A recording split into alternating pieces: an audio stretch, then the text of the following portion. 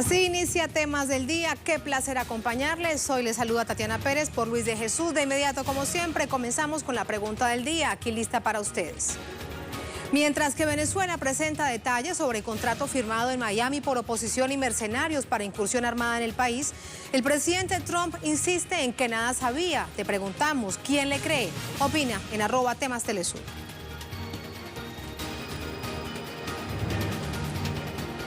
Vamos a comenzar con nuestro tema de la semana, que precisamente se genera en Venezuela, luego de la captura de varios mercenarios que intentaron una incursión en el país. Distintas han sido las pruebas y testimonios que ha presentado el gobierno bolivariano. Este viernes, por ejemplo, el vicepresidente de Comunicación, Turismo y Cultura de Venezuela alertó que la operación terrorista que se pretendía desplegar en la nación tenía como propósito desmontar la institucionalidad del país. De la torta, la aceituna del pasapalo, es el anexo N, la cadena de mando.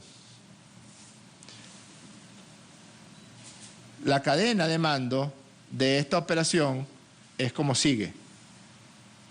Comandante en jefe, Juan Guaidó. Supervisor general del proyecto, Sergio Vergara. Jefe de estrategia, Juan José Rendón. Comandante en el sitio, por ser determinado. Ahí no se sabía si iba a ser Cliver Alcalá, Iván Simonovic, Antonio Sequea o algún otro. Es decir, la institucionalidad democrática de la República, los poderes públicos establecidos, el poder judicial, el poder legislativo, el poder ejecutivo, el poder moral desaparecen y todo el país queda en manos de estos 4 delincuentes. Juan Guaidó.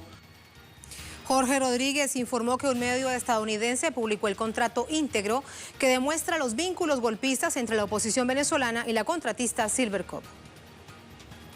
El Washington Post publicó las 41 páginas de los anexos del contrato.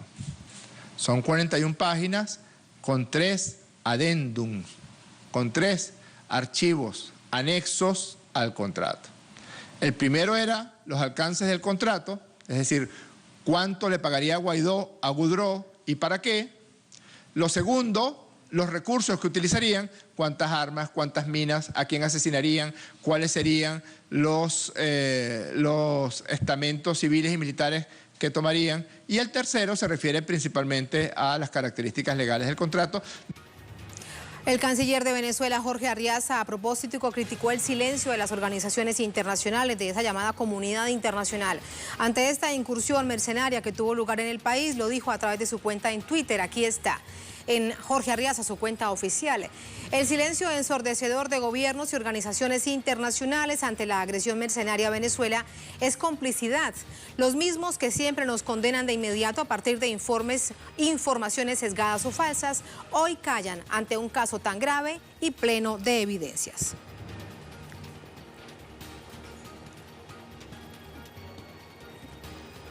Les decíamos que este es el tema de la semana, sin duda, con cantidad de información que rápidamente va circulando. Vamos a hacer un compendio de todo ello y nos ayuda para ello nuestro corresponsal aquí en Caracas, Leonel Retamal. Leo, ¿cómo te va? Buenas tardes. Diana, muy buenas tardes. La víspera hablaba el presidente Nicolás Maduro, precisamente en nuestra casa, entregaba una entrevista exclusiva, daba además más información, se van sumando todos estos cabos para entender lo que sucedía. Exacto, él conversó con nuestro compañero Jorge Gestoso en esta entrevista exclusiva con Telesur y señalaba varios puntos de fondo de lo que ya se ha podido recabar por la inteligencia, por los datos, por los testimonios también de estos 2 estadounidenses que han entregado su versión, puntualizando el objetivo de lo que es esta misión que ellos tenían y qué es lo que querían lograr. Escuchemos al presidente entonces qué es lo que él planteaba en esta entrevista. Vamos a verlo. Así que es una operación encubierta, como se va a comprobar y demostrar, ordenada por Donald Trump personalmente, subcontratada a Silvercorp, una empresa de la Florida muy utilizada por Trump y el vicepresidente Pence para distintas actividades de seguridad dentro de Estados Unidos. supervisada y apoyada en territorio colombiano por Iván Duque, y que contaba con un contrato, como ya se sabe en el mundo, un contrato firmado por el señor Juan Guaidó, el señor JJ Rendón, el señor Jordan Gutman, que establecía todas las condiciones para el pago de más de 212 millones de dólares, para el entrenamiento de los mercenarios y los objetivos de ataque que tenía como objetivo central el asesinato del presidente Maduro. Esa es la realidad.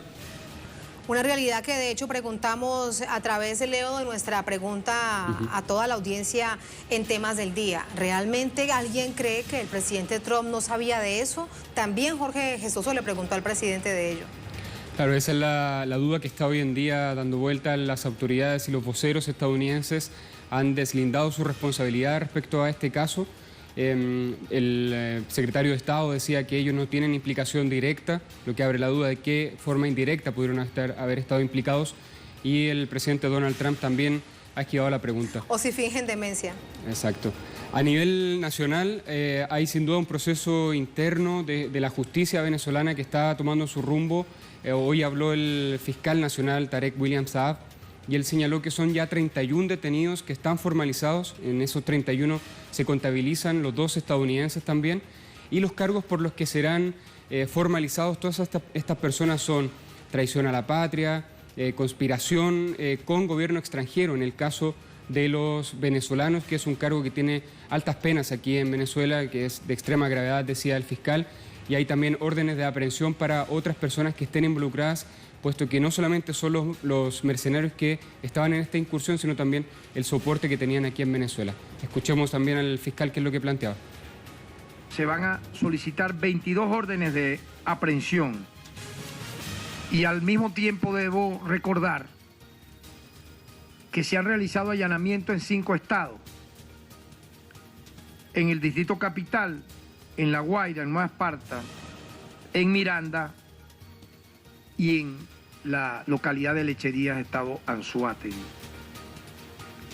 Igualmente quiero destacar que se han solicitado órdenes de aprehensión, aparte de estas 22, contra los ciudadanos venezolanos Juan José Rendón y Sergio Vergara, y así como contra el ciudadano estadounidense Jordan Trudeau, por su implicación en el diseño, financiamiento y ejecución de esta acción criminal terrorista contra el territorio, las autoridades y el pueblo de Venezuela. Acción mercenaria en contra de Venezuela con todos estos hechos registrados desde el domingo, cuando realmente comienza a conocerse. Luego también se evidencia que no terminaba ese día, sino que iba continuando. En varias oportunidades esta semana se le ha preguntado al presidente de Estados Unidos, Donald Trump, si sabía o no de la participación, si sabía de esto y qué implicación tenía. A recordar entonces lo que él dijo justo hoy, porque hoy de nuevo se le preguntó. El presidente Maduro señaló también ayer en la entrevista con Telesur y en el día anterior en una rueda de prensa con medios internacionales que él sabe que el tema de Venezuela es de importancia para el gobierno de Estados Unidos, para la administración de Trump, y le llegan informes frecuentes. Entonces, de hecho, bien lo dices, porque decía el presidente Maduro, a la Casa Blanca se le envían informes por la mañana y por la noche de Venezuela. Él nos explica cómo en 48 horas la Casa Blanca no tuvo un pronunciamiento respecto a lo que ya era notorio y que se estaba difundiendo en todos los medios del mundo, de la incursión de mercenarios el domingo 3 de mayo en la madrugada. Y recién hasta el martes hubo un pronunciamiento de Donald Trump, y hoy también habló, dijo que ellos no tienen que ver en la operación directamente y que si cuando Estados Unidos lo haga será denominado tal cual, una invasión. Escuchemos cómo lo decía él en una entrevista vía telefónica en los medios estadounidenses. No sé mucho de este asunto. Fue un pequeño grupo que fue allá, muchos venezolanos y algunos de otras nacionalidades. Vi las fotos en la playa y obviamente no fueron liderados por el general George Washington. Este no fue un buen ataque. Creo que fueron capturados antes de tocar tierra. Yo no sé nada de eso y el gobierno no tiene nada que ver con eso de ninguna forma. Tengo que averiguar qué fue lo que pasó. Si nosotros alguna vez hiciéramos algo con Venezuela, no sería de esa forma. Sería un tanto diferente. Sería una invasión. Bueno, una invasión que el presidente Maduro Tatiana ha dicho que están preparados. Hay un despliegue permanente de la Fuerza Armada Nacional Bolivariana.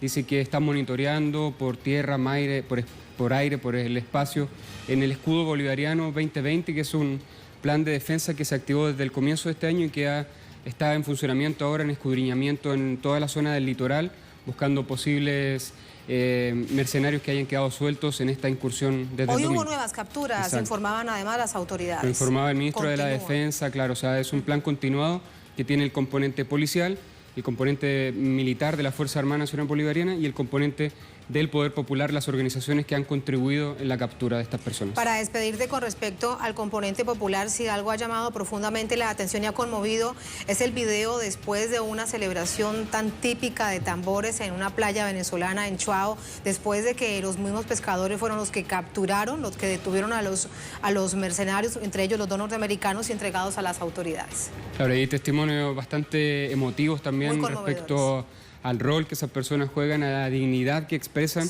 en sus palabras, de decir, bueno, tendremos problemas los que sean. Su país. Claro, serán los problemas que sean, pero son nuestros, nosotros los resolvemos, no con injerencia extranjera. Así que el tema de la semana y va a seguir dando sin duda. Sin duda, cada momento con más información. Gracias, Leo. Muy buenas tardes. Buenas tardes. Voy a recordar la pregunta del día.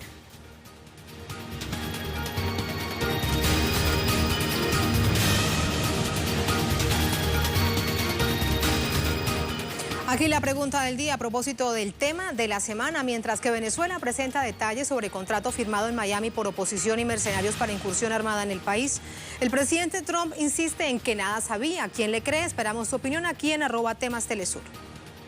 De una vez, hay bastantes, así que nos adelantamos un poco. El presidente Trump dice al Malú: nos tiene acostumbrados a sus constantes mentiras con su cara de persona seria. Es un buen actor, no olvidemos que salió de la farándula. Él hizo referencia a que todas las opciones estaban sobre la mesa, por lo que él mismo se contradice ahora a decir que no sabe nada. Este es un mensaje de Al-Malú. Seguimos. Nancy Coromoto García, como decía el panita Ali Primera en su canción Al pueblo, a los gringos no hay que creerles ni un tantico así. Las pruebas son muy evidentes. Así que el mundo está claro que no tendremos que esperar 20 años para saber la verdad en sus famosos documentos desclasificados. Gracias, Nancy. Una más, Alex Rodas. Solo le creen sus fans. Como comentó el presidente Nicolás Maduro, no es creíble que todas las operaciones que harían implicaban comunicación con Estados Unidos, pero ninguna autoridad de aquel país está enterada. Si no es ignorancia, es ineptitud. Entonces, dice Alex Roda. Pausa brevísima en temas del día, ya venimos con más.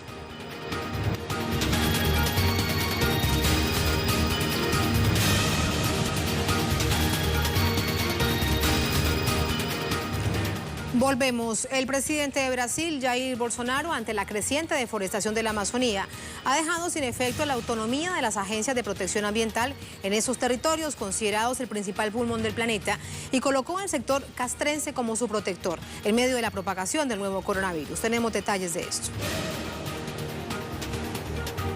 Bolsonaro firmó un decreto que autoriza a las Fuerzas Armadas a emprender acciones contra los crímenes ambientales, entre ellos la deforestación ilegal y los incendios forestales, aunque el periodo de incendios en Brasil comienza a fines de mayo. La deforestación en la Amazonía brasileña en el primer trimestre de 2020 alcanzó 796 kilómetros cuadrados, lo que significó un incremento de más del 55% en comparación con el mismo periodo de 2019, año en que este fenómeno se había disparado 85% al arrasar más de 10.000 kilómetros cuadrados, pasando por primera vez la barrera de los 10.000 kilómetros cuadrados desde el año 2008, de acuerdo con cifras oficiales obtenidas de imágenes satelitales del Instituto de Investigaciones Espaciales, INPE, de Brasil. Más detalles, reacciones a esta hora desde Río de Janeiro con André Vieira. André, buenas tardes, adelante.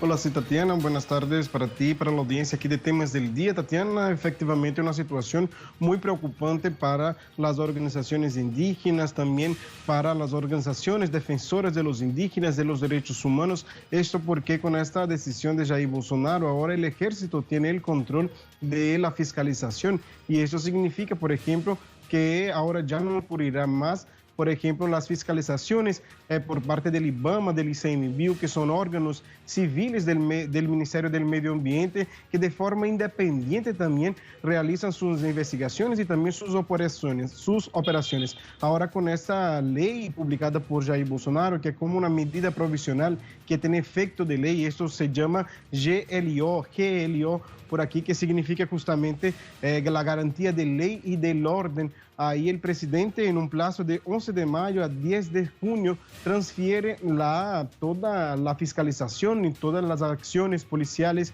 de estos órganos ambientales que realizan. Y de hecho, en los últimos tiempos vimos, por ejemplo, polémicas por parte de los madereros que estaban insatisfechos, justamente molestos con las acciones, las diferentes acciones, y de hecho son apoyadores del presidente Jair Bolsonaro. Ahora el ejército tiene el control de estas operaciones, ya no estaría más a cargo de esos órganos del Ministerio del Medio Ambiente, que trabajan también con independencia. Una situación muy complicada. De hecho, los indígenas, Tatiana, te cuento que los indígenas están hoy en una Asamblea Nacional de Resistencia Indígena que es realizada de forma virtual, y ahí los indígenas seguramente apuntarán, criticarán esta medida que también afecta más allá de los pueblos indígenas que sufren ahora, además de la deforestación, también ahora con los efectos de la COVID-19 en la región de la Amazonía, principalmente, que esa ley afecta no solamente a los indígenas, pero también a todos los trabajadores, a todos los pobladores, trabajadores rurales ahí de esa región de la Amazonía legal. O sea, una situación muy complicada que ha sido rechazada por órganos indigenistas y también por diferentes defensores del medio ambiente que denuncian esta violación, que sería una violación, una falta de diálogo y también una forma de acabar con la fiscalización de la deforestación, principalmente en las tierras indígenas, Tatiana. Allí la situación. Gracias, André, por entregarnos más detalles. Muy buenas tardes. Preocupante situación, además. Otro factor que genera angustia en Brasil es la progresiva aniquilación de los guardianes de la Amazonía, indígenas que a riesgo de sus propias vidas intentan salvar la destrucción de sus territorios. Con motivo de la campaña Abril Rojo, un mes destinado a visibilizar la violación de derechos indígenas, la Comisión Pastoral de la Tierra, CPT, publicó en 2019 que 49.750 familias indígenas sufrieron actos de violencia relacionados con conflictos de tierra. De igual forma, la comisión alertó sobre la mayor cifra de asesinatos de líderes indígenas en 11 años, un total de 9 fallecidos, 39 amenazas de muerte ocurridas en 2019. Vamos a hablar de otros asuntos. En Ecuador, distintos movimientos de trabajadores y maestros se congregaban frente a la Asamblea Nacional del país en Quito en rechazo a medidas económicas emanadas, anunciadas por el gobierno del presidente Moreno para mitigar el impacto de la COVID-19. En su defecto, el Ejecutivo ecuatoriano redujo el presupuesto monetario destinado al sector educativo por casi $100 millones. Los movimientos desarrollaron un plantón frente al Parlamento ecuatoriano en Quito en rechazo al recorte monetario al sector educativo del país por parte del gobierno y el presidente Moreno. Bajo consignas y pancartas, los manifestantes repudiaron la reducción de fondos a las universidades públicas del país, estipulada en $98 millones. Según los afectados, genera problemas al personal docente, administrativo y la matrícula universitaria. Más detalles a esta hora desde Quito, precisamente con nuestra corresponsal, Denise Herrera. Denise. Qué gusto saludarte a ti y a toda la audiencia de Telesur que se conecta a esta hora. Yo me encuentro ahora en los exteriores de la Asamblea Nacional en Quito, donde se desarrolla un plantón por parte de las organizaciones de trabajadores, principalmente de los maestros ecuatorianos, quienes rechazan el recorte de 98 millones al presupuesto para la educación. Recordemos que ya los maestros han venido insistiendo en las irregularidades desde el inicio de esta pandemia, principalmente en la modalidad de las clases virtuales. También denuncias de despidos de alrededor de 6.000 maestros a nivel nacional y diferentes observaciones que le han propuesto al gobierno nacional para poder atender esta crisis. Si bien ellos manifiestan que es necesario tomar esta medida de mantener todo virtualmente, también hacen algunas observaciones en relación a los estudiantes que no tienen acceso al internet, a los estudiantes que también se verán afectados por este recorte en diferentes programas que permite asistir a diferentes estudiantes y adultos que no pueden tener acceso a la educación, por lo cual necesitan ayuda financiera. En ese sentido, hoy la UNE Nacional, como podemos ver detrás de mí, se ha plantado aquí justamente en los exteriores de la Asamblea Nacional en Quito. Nos encontramos en la avenida justamente Vicente Pedriaita, que es frente a la Asamblea Nacional. Como podemos ver, se han concentrado diferentes sectores de trabajadores para exigir que el gobierno nacional no haga este recorte a la educación. Si bien ellos dicen que también se viola uno de los artículos de la Constitución que dice que en la declaratoria de emergencia no se pueden tocar ni la salud ni la educación. Aquí con pancartas, con música, con cantos, se han concentrado para dejar en claro este pronunciamiento al rechazo al presupuesto de la educación. Hemos podido conversar con algunos de los dirigentes quienes dicen que el gobierno está cumpliendo con los intereses del Fondo Monetario Internacional, que aprovecha esta situación para poder cumplir con su agenda neoliberal. Pero como podemos ver aquí, este es uno de los segundos plantones que se desarrolla dentro de esta semana en la capital ecuatoriana en contra del recorte a la educación. El primero de ellos fue justamente al inicio de esta semana en los exteriores de la Universidad Central del Ecuador, que inclusive ha hecho un comunicado rechazando este recorte, pero además también anunciaron que suspenderán las matrículas hasta que se establezca ya un monto adecuado para la educación. Si bien los maestros han insistido en que apoyan al gobierno dentro de las medidas que se han tomado, una de ellas mantenerse en casa, exigen que se revise estas medidas para el recorte al presupuesto a la educación. Inclusive ya la Comisión de Educación de la Asamblea Nacional ha propuesto ya un juicio político en contra del ministro de Finanzas, Díaz Martínez, por el incumplimiento de justamente sus funciones y no proteger la educación. Como podemos ver también, aquí hay diferentes sectores, diferentes organizaciones de trabajadores y rechazan este pronunciamiento del gobierno. Piden la salida ya no solo del ministro de Finanzas, sino también de la ministra de Educación. Recordemos que Ecuador también vive diferentes situaciones respecto a las últimas denuncias de irregularidades en compra de contratos para insumos, la compra dentro de los contratos para los insumos médicos. Uno de ellos es los sobreprecios en las bolsas, en las fundas para los cadáveres. Si bien el gobierno nacional ha dicho que ahora hará una compra unificada, y ayer también se comunicaba mediante un mensaje presidencial Lenín Moreno para hacer un llamado a la ciudadanía y decir que ellos no perdonarán la corrupción y dejar en claro que el gobierno va a atender estas denuncias. Sin duda crece más la incertidumbre en los ecuatorianos, que además han venido ya rechazando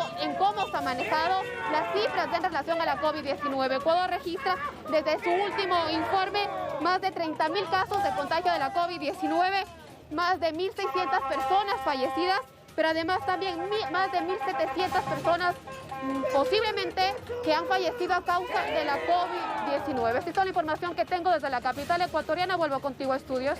Gracias. Así finaliza esta semana en Quito con estas movilizaciones, con plantones en medio además de una cuarentena que se ha extendido, por cierto, en el país. Vamos a ir a punto de finalizar temas del día. Recordamos la pregunta del día y tenemos más respuestas.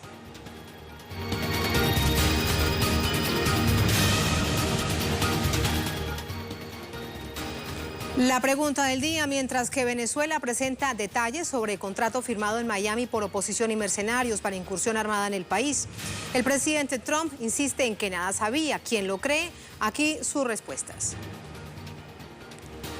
Alex Auliev: Trump está como los maridos cornudos, siempre es el último en enterarse de la vaina.